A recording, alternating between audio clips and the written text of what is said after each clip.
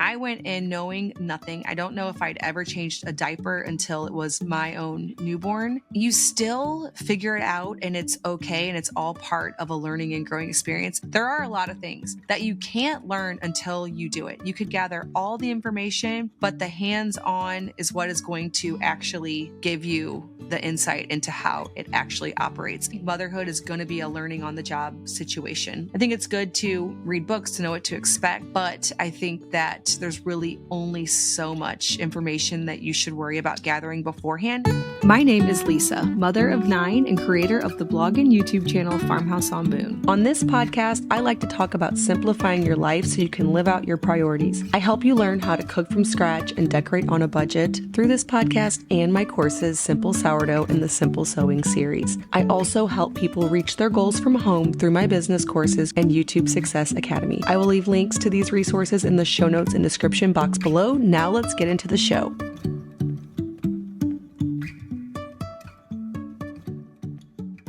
Welcome back to the Simple Farmhouse Life podcast.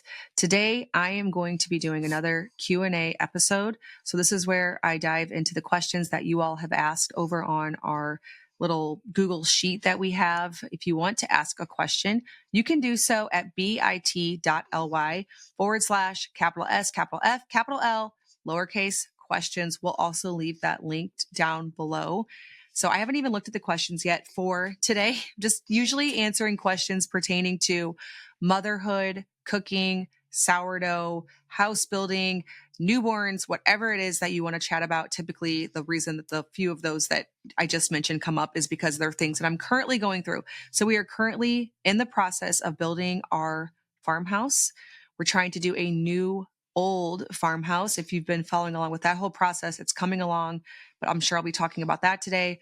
I also had a newborn baby in September.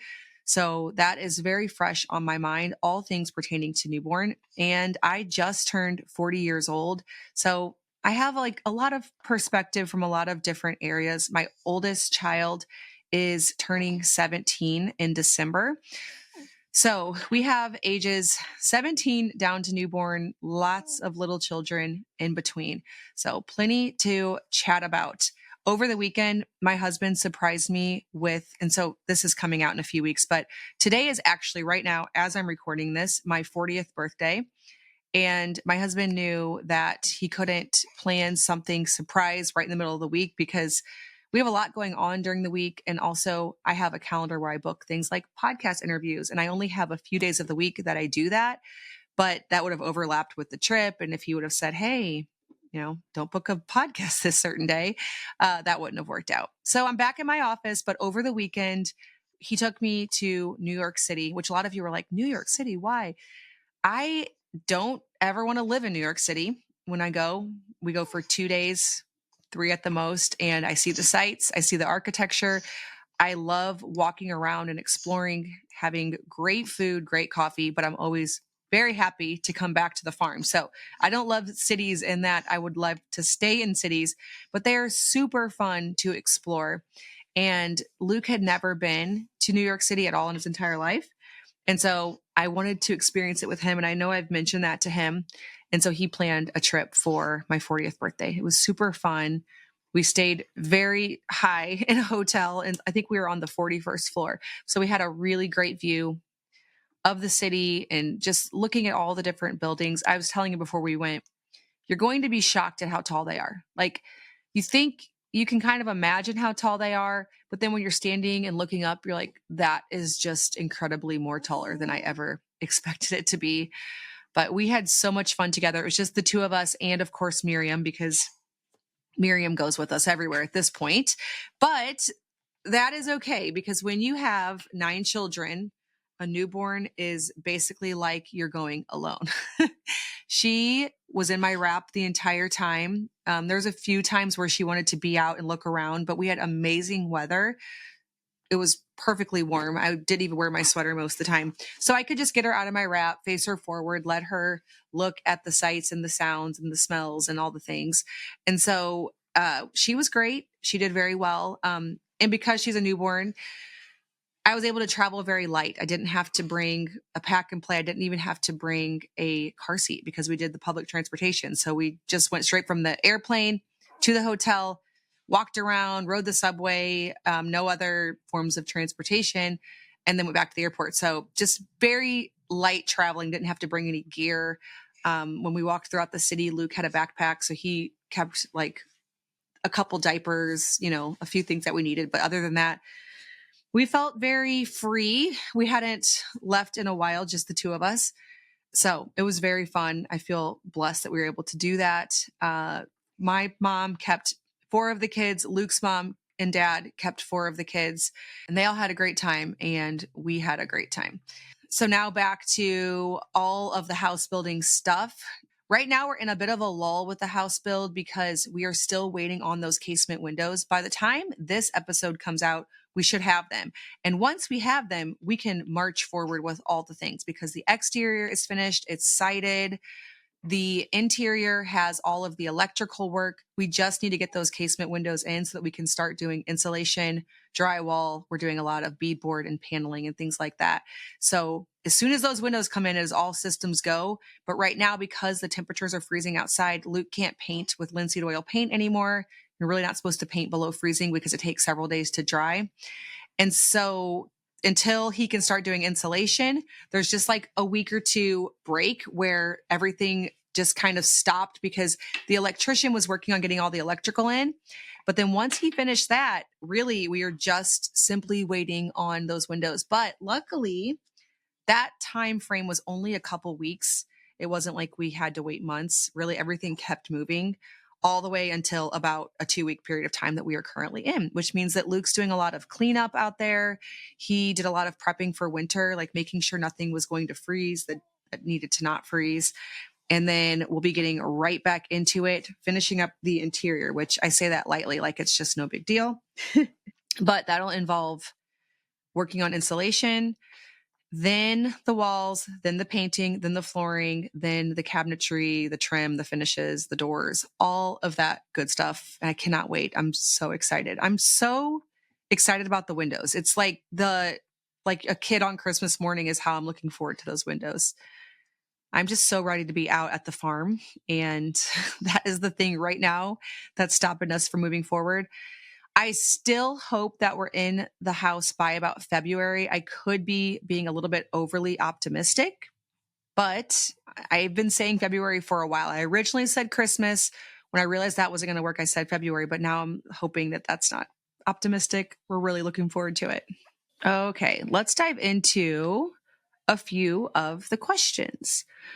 Were your daughters at your birth with Miriam? If not, would you be open to having them there? So I would not be opposed to that.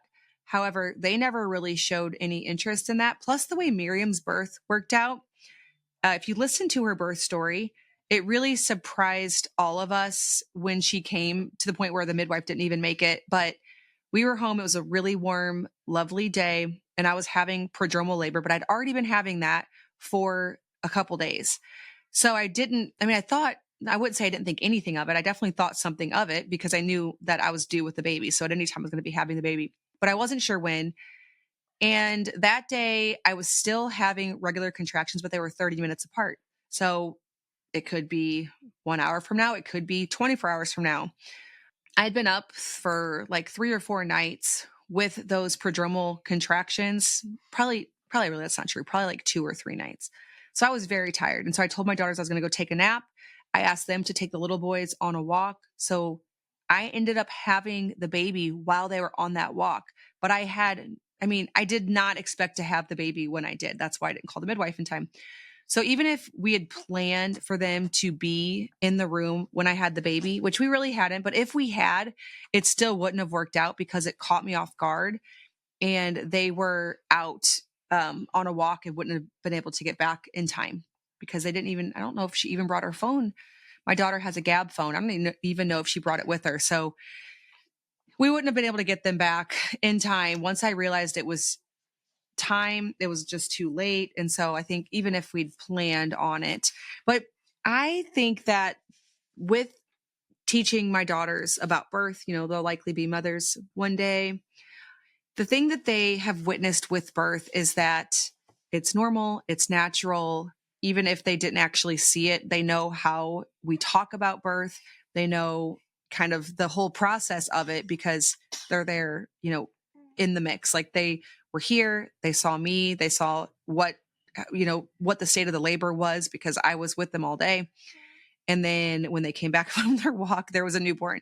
So they're very involved with it. They didn't actually see the actual birth. Hi, Lisa. I'm a homeschooling mom of 5. One thing I really admire that it seems that you're pretty natural at is how you've guided your kids into following their own interest and improving skills that they are interested in. I think you've mentioned that many of them sew, cook, do woodworking, etc. in the afternoons after school time. I'm wondering if a lot of that's just natural for your family since you have that entrepreneurial background, or if you've done specific things to foster that. Besides getting the materials for them when they're interested, I'm curious what kind of wording you use around it, or if you have to encourage them or give them ideas, or just in general, how you've created an atmosphere, everyone working on projects and improving certain skills. I feel like my kids have the time for that, but they'd rather just read all afternoon, which I love, but I would also love to use their time wisely while they're at home and they have a good amount of it. I'm thinking you're probably fostering this naturally without even realizing it. But if you could think of anything that you'd suggest or any helpful tips, I'd really appreciate it. Also, as a second question, do you worry about them getting enough time outside or reading, etc., or just let them decide how to spend their free time? It's easy to stress about making sure they're outside enough.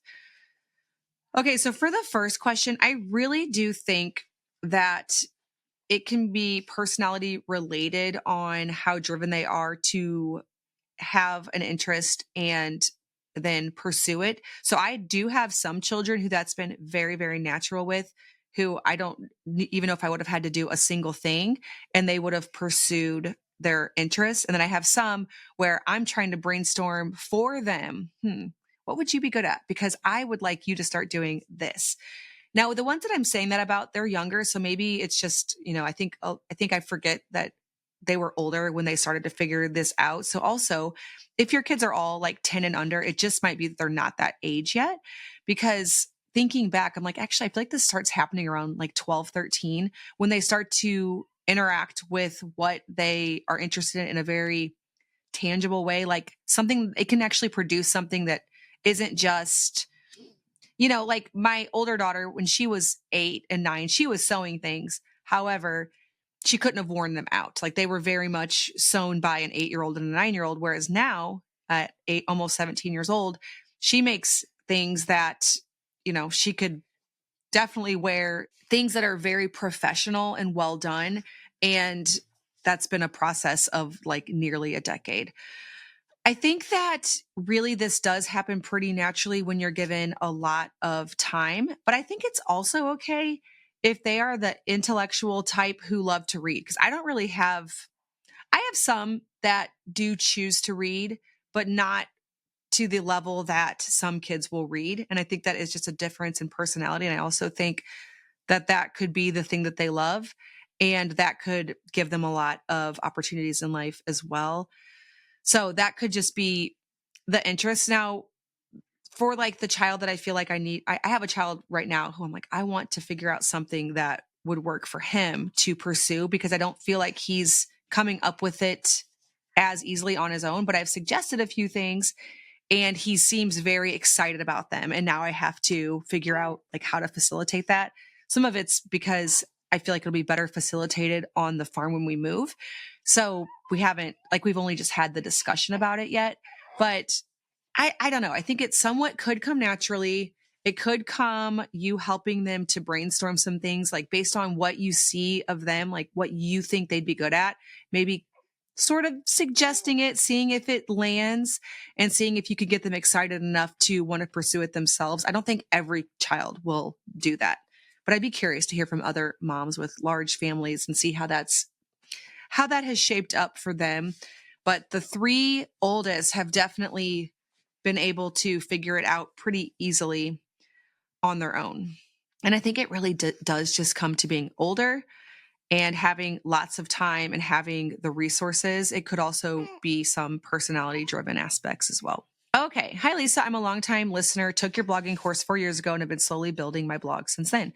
Thanks for all you do to help support moms trying to build a business from home. I've heard you mention lately that you have almost exclusively switched to using stretch and fold method with all your sourdough creations. How does that work for your bagel recipes? Do you put in the same amount of flour, or are you making a higher hydration recipe these days? I've had great sourdough bread system with stretch and folds, but I've recently gotten into making your bagels and they seem to require kneading. I'd love tips on how to convert a bagel recipe to stretch and folds rather than kneading. So I do stretch and folds for everything. My KitchenAid mixer did officially bite the dust. So I don't have a mixer, even if I wanted one. I know I could just get it fixed or get a different one, but I haven't done that yet. And so I've been living without a mixer for many, many months now. And so, yes, I do make bagels without using a mixer. They really don't require kneading, but it is difficult to bring the flour and the water together because of how low the hydration is. I don't increase the water. What I do is instead of stretching and folding, because bagel dough doesn't really stretch and fold, I revisit the dough almost in the same way you would if it was a stretch and fold. So I mix it all up. There's a lot of flour sitting at the bottom because it doesn't all go in right away. Walk away for like 30 minutes, an hour. And when you come back, when you would have done a stretch and fold for another dough, I just incorporate more flour in because for whatever reason, after it sits a while, it will soak up more. It'll just look like it can handle soaking up more at that point. It looks wetter after that. And then I do that like every 30 minutes or so until it's all incorporated in, and it works great. So just give it time, revisit it like it's a stretch and fold, but you really won't be stretching and folding it because of how low the hydration is. But it does work great. I do no longer believe that you need a mixer for any sourdough thing. I make everything with stretch and folds now. I'm looking for more information regarding raw milk, such as how long it will last in the fridge and how much is needed to have enough cream to make butter and other things. I have found a local farmer that I can obtain the raw milk from. I would really like to make my own butter, heavy cream, and yogurt, but I'm not sure if my husband and I will drink a whole gallon of milk per week, and I don't want to go to waste. Also, don't know if only 1 gallon will give me enough cream to make anything with. Can I save the cream in the freezer, or will it have the same consistency? So the thing about making butter with raw milk is that you need so much cream. I have never been able to make butter unless I've been milking my own cow and I'm getting like an excessive amount. Also, if we don't calf share and the cow will let down more cream and you have a high cream breed like a Jersey and there's a lot more cream on it, like more than just a couple inches, which is what I get from the farmer that I'm getting milk from currently milks a Holstein, which is a very low cream animal. I don't know if she calf shares or not, but I can tell you that there's not much cream. I would never be able to make butter, even though we get 7 gallons a week. You just need a ridiculous amount of cream to make butter. And it will probably frustrate you as well that there's a lot of buttermilk when it comes to making butter. So when you skim off all of that valuable cream that's going to make your milk so delicious, or you could have used it for your coffee or for whipped cream. For us, cream is like at a premium. If you were to take that, skim it off, then make it into butter, you're going to end up with like this much butter and then like a whole bunch of buttermilk. And so it really won't feel worth it to you. So yes, you're going to need way more than a gallon if you're going to also be making butter. And you probably still won't have enough cream, just to be perfectly honest with you. So like right now, I'm not making my own butter because I'm getting milk from a farmer. There's not enough cream even by a long shot. Like I still buy additional organic cream from the store because I still want more cream just for like basic cream things like whipping cream, coffee, lattes, things like that. And so even at getting 7 gallons a week, that's still not going to be enough. Yeah. Now, I do make yogurt because yogurt isn't something that requires cream. So if you were to get like 1.5 gallons of milk per week, make a half gallon into yogurt, that would be a perfect application for that. So I make about 1 gallon of yogurt, I'd say every 2 weeks. We're not currently going through a ton of yogurt. We're just not in the habit of it right now, but I did make 1 gallon just today. And it works great because you don't have to rely on it having a lot of cream. You can strain off some whey to make it thicker. But What was your other question? How long will it last in the fridge? I think about a week. Now, you can drink it a lot longer than that, but I like the taste at about a week. After that, I like to make it into kefir or yogurt. I really don't like it fresh. But you can always use yogurt or kefir to extend the life of it. So if you get a gallon and a half, realize, oh, we're not going to go through this, just make it into yogurt. Then it'll last a whole lot longer after that. I'm interested in possibly getting a grain mill, but I don't know if we would like the taste of freshly milled flour goods and don't want to spend money on a mill if we won't use it. Do you have any suggestions for ways to try to use freshly milled goods, whether buying them or making them ourselves before investing in a mill? I don't know of any ways to purchase freshly milled flour. There's nobody around here that would do that because you'd have to have somebody who would do it that day and then for you to have it. Maybe you could find a friend or someone from church who has a flour mill. That'd be the only way that you could do it. I wouldn't think you could actually purchase it, but I really want to encourage you that one, you can find one on Facebook Marketplace or, see if there's somebody who's getting rid of one who thought they'd use it, who doesn't. Also, and didn't.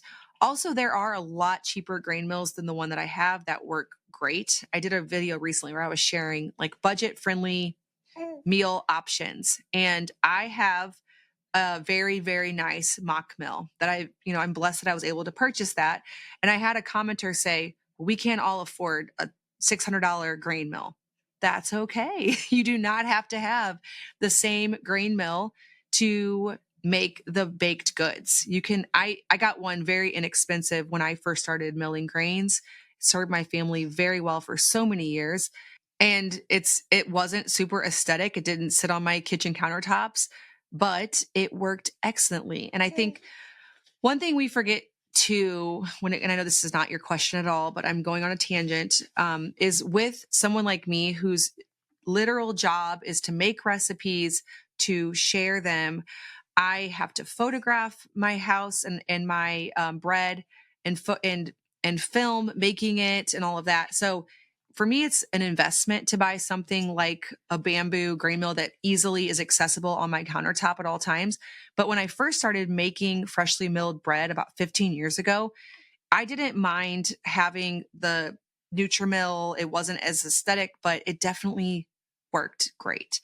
And so I would encourage you, one, that you're going to like the taste of the freshly milled grains. You just are. Like if you like bread, you're going to like it. And if you don't like it at first, you just probably have to keep practicing making it because it probably won't be great at first because it'll take some adaptations. It'll take some adjustments when it comes to you all even enjoying them. Like at first, it might not taste like what everybody in your family is used to.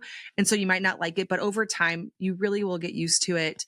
And you can learn how to improve your skills so that they're nice and light and fluffy. It won't be the same. So don't expect it to taste the same. But I think that over time, you'll come to appreciate Miriam, you're being so loud. I think over time, you'll come to appreciate the taste and the texture and the nutritional benefits. I think every kitchen needs a grain mill. I really, truly do. I think that is a very important tool. Okay. Hi, Lisa. I feel like I'm drowning in laundry lately, mostly because of all the stains I have to pre-treat.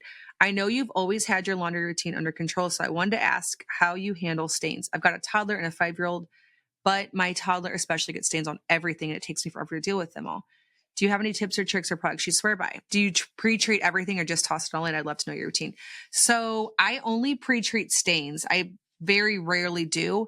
We do a lot of dark clothing. So that way, and here Miriam's wearing this. My daughter just changed her into this light pink shirt. But normally for most of my children, and she of course isn't like down getting dirty, so that's fine.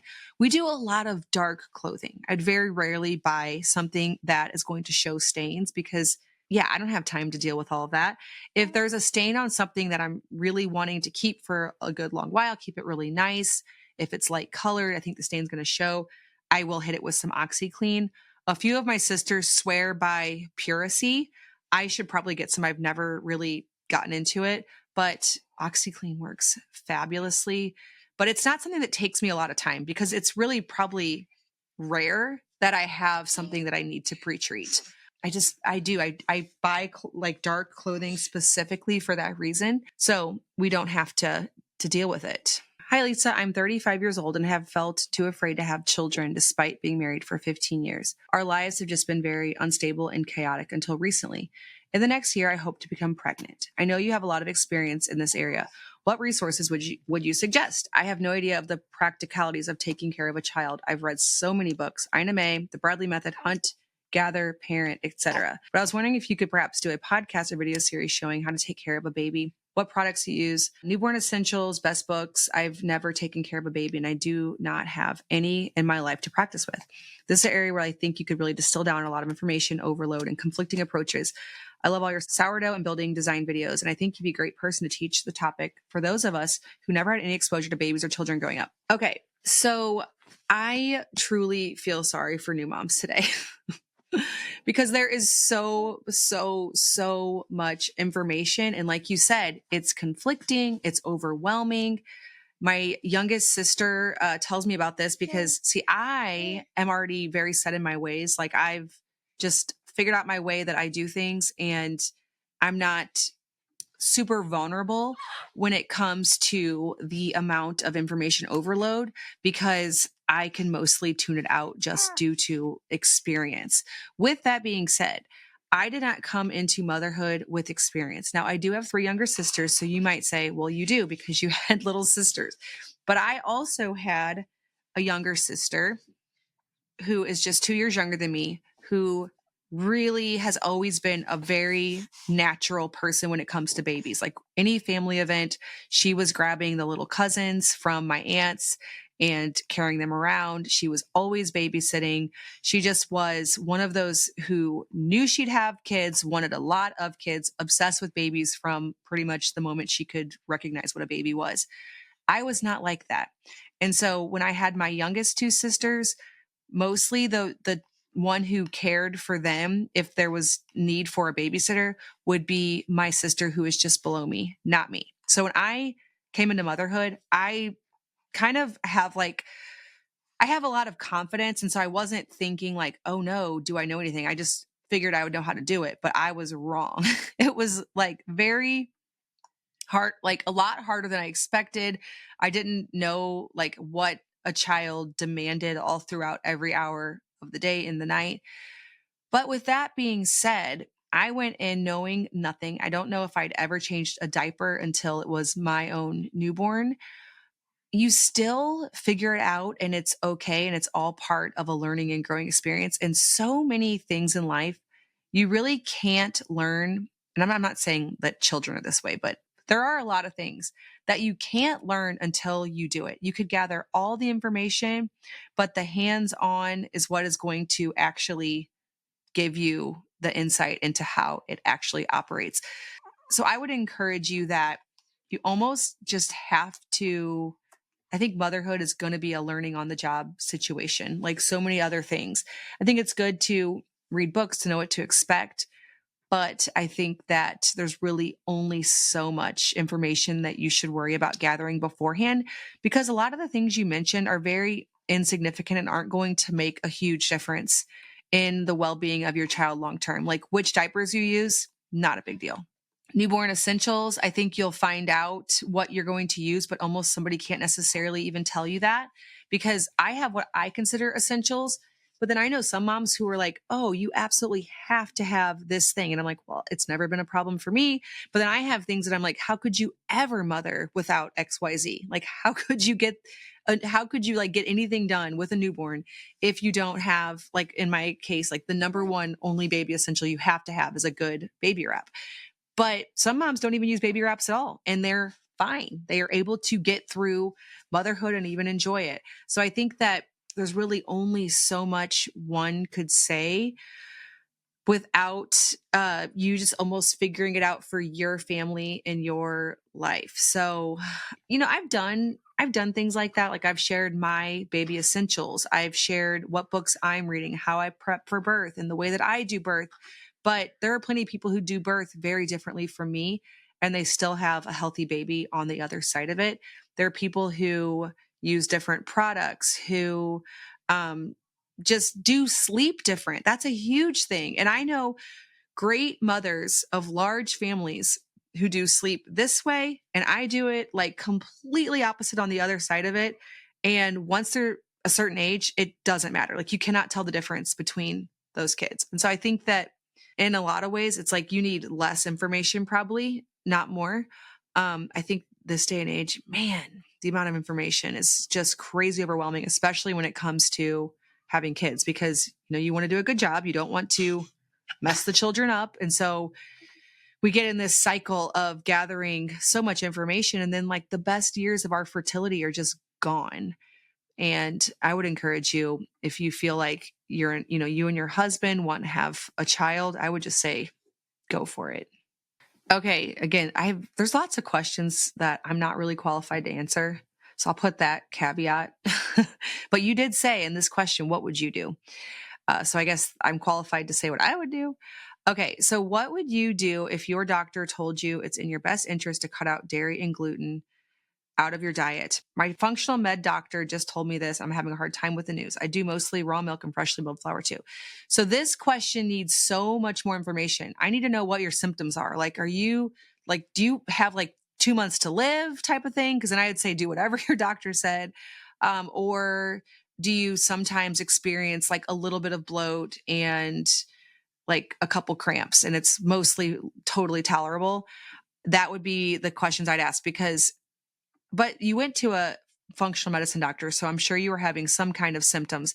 Because for me, like if I have small symptoms that don't really alter my life all that much, like if every once in a while I eat a certain thing and maybe I notice a slight like cramp or a little bit of bloating, I would just ignore that. But that, again, this is just me, because I don't want to have someone tell me I can't eat whole grains and raw milk. So it all just really depends on how serious your symptoms are. If it was me right now with the symptoms I have, which I don't really have any symptoms, but I'm sure there are times when I could feel like better, like probably slightly better than I do right now. I tend to have a lot of energy.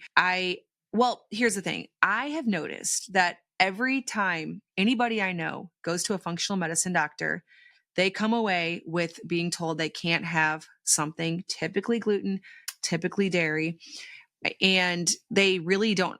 Now, I do know people who have stronger sensitivities who it actually really helps them a ton. But I also know people who have like very slight symptoms who go just to like get things checked out, and then now they're off of everything that they were eating from before. I would not be willing to take drastic steps if the symptoms weren't I don't want to say severe, because I would do it sooner than severe, but it would take more for me than just like a checkup. Like, I just want to see, like, I want to go and see what I'm low in, see what I'm sensitive to. You didn't say that that was your case, but I know people who do things like that. Like, I'm just going to go to the functional medicine doctor, even though I have really nothing wrong with me, just to see what they say and kind of see where I'm at, check my levels for everything.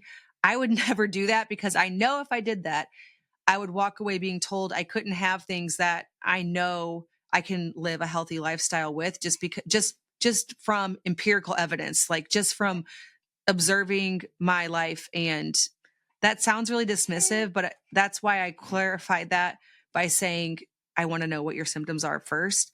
But it would take a lot to convince me, I guess. All right, I'm going to take one more.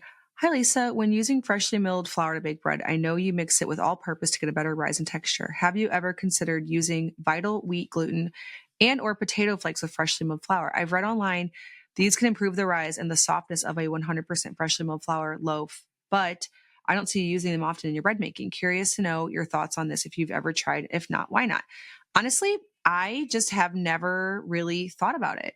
I'd maybe consider it. I think for me, I already have access to all purpose flour, and I have my system that works really, really well. And so it's just not been something I've felt the need for. So what my current bread system is, and this changes nonstop because it changes on the seasons based on how much my bread's going to rise. So right now, the bread that I'm making basically every single day, I just made some this morning, is sometime throughout the day, because it's so cool in our kitchen right now, it can rise for a really long time.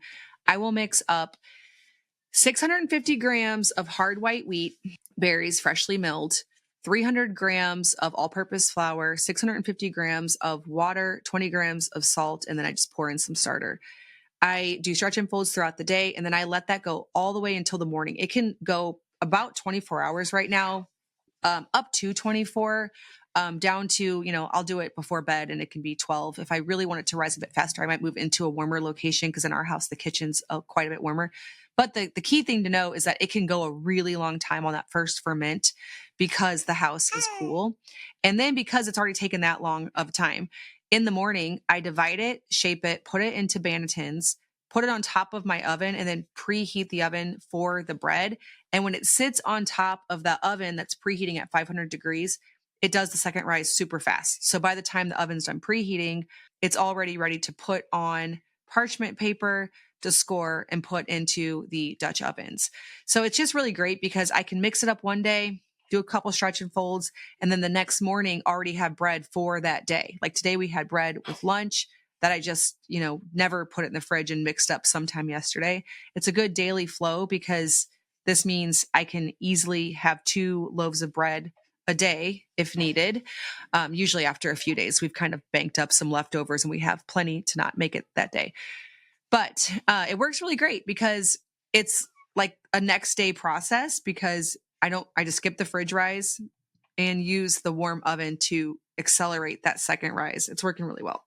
So that is something I can maybe experiment with at some point, but I love that I can use more than 2/3 whole grain and still end up with a really great result in the end. And so that's just what I've been doing right now.